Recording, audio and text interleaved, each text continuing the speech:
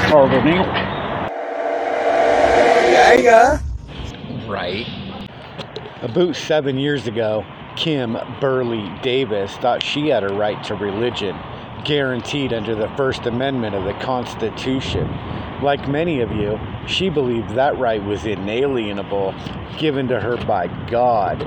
Today, she is forced to reconcile her idealistic fantasies with the real world in which she chooses to participate.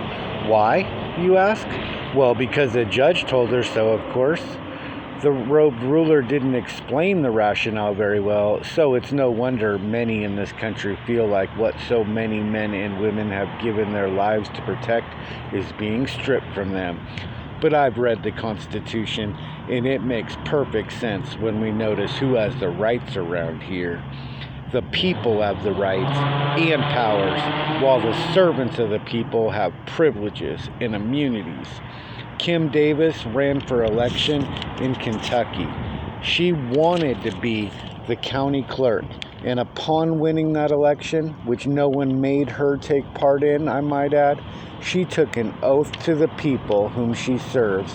She did it for money, obviously, and probably prestige to some extent, but she was only promised money in exchange for services, and furthermore, God isn't the one signing her paycheck or paying her salary.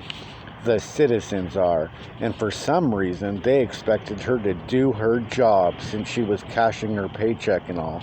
I mean, that sounds reasonable. When we talk about rights like press, speech, peaceable assembly, religion, petition, to keep and bear arms, or even to be secure like Jesus was as he was being nailed to the cross, I notice two characteristics are shared by all of them. Rights don't require permission in order to exercise them, nor can they be taken by someone else.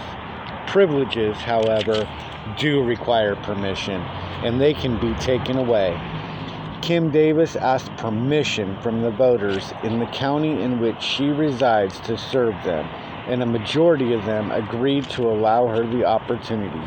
So when two citizens of the same sex came into her office and asked for the privilege of a marriage license, which they were entitled to by law, she was required to give it to them, whether she liked it or not, even if it conflicted with her religious beliefs. And if she felt so strongly against two men getting married and couldn't bear to sign her name to the document, then all she had to do was resign and say she could no longer perform the duties of her job due to religious reasons.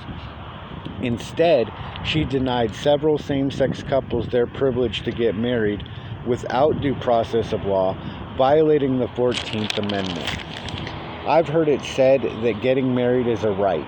But if that was true, then people could do it without asking permission, without a fee being attached, and without license, and you wouldn't have to give up the free exercise of any other rights in order to do it. I'm one of the people, and I happen to believe that it's not nice to call people names. That's my right, and I don't believe I have one, so I certainly wouldn't be able to get married without providing a name. So unless I am willing to give up my right to religion in order to receive the privilege of a marriage license, I won't get one. Life is a series of trade-offs, so many would say. I could make an exception just that once, so I could get that privilege, and then I could go back to preaching the way of the people, and no one would know. But I would know, and Kim Davis would know too, if she signed her name to that document. It would haunt her for the rest of her life. She never signed it, but it has cost her a lot of her privileges along the way. She lost many friends, she went to jail for 6 days, and the other day a judge ruled that she had violated the Constitution, leaving it up to a jury to decide how much she will have to pay in damages. I, for one, hope it costs her everything she owns. Her house, her land, her car, her husband, and any chance of getting a job again, because she tried to have it all, and no one can have it all. The people have the rights, and the servants of the people have privileges and immunities. The truth is that it sounds to me like she wants to be one of the people and rise above society's trappings. But The only way to do that is if she lets go of the privileges on her own accord and instead focusing on what she believes in her heart. But like so many others, she'll probably go on trying to have the best of both worlds, no matter how futile that is. Obey your master. Master.